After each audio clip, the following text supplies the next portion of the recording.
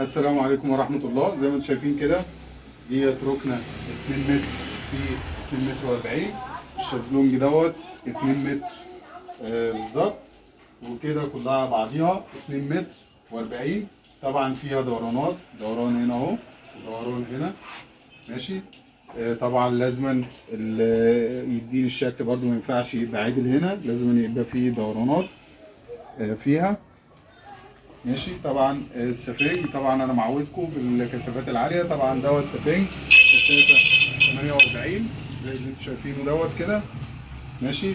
طبعا الشلته ثابته، يعني هي كده متشطبه ماشي.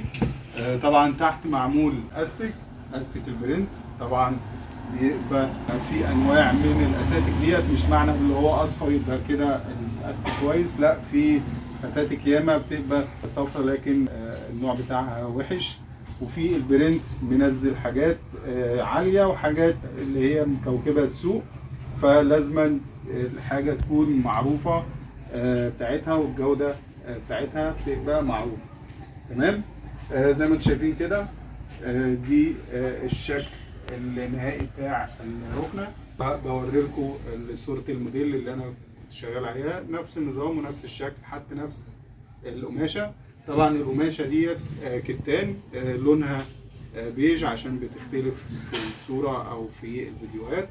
لونها بيج. طبعا ناقص فيها كوشنات، فاحنا عشان خاطر وقت التصوير او الدنيا كلها ضيقه، فعشان كده اختصرنا عشان خاطر نلحق نصور يعني ماشي.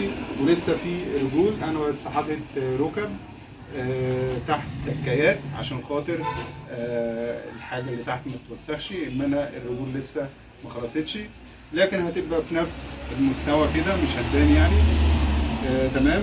وده الشكل النهائي بتاع ركنتنا. ويا ريت ما تنسوش المتابعه، واللي ما اشتركش يشترك. والسلام عليكم ورحمه الله وبركاته.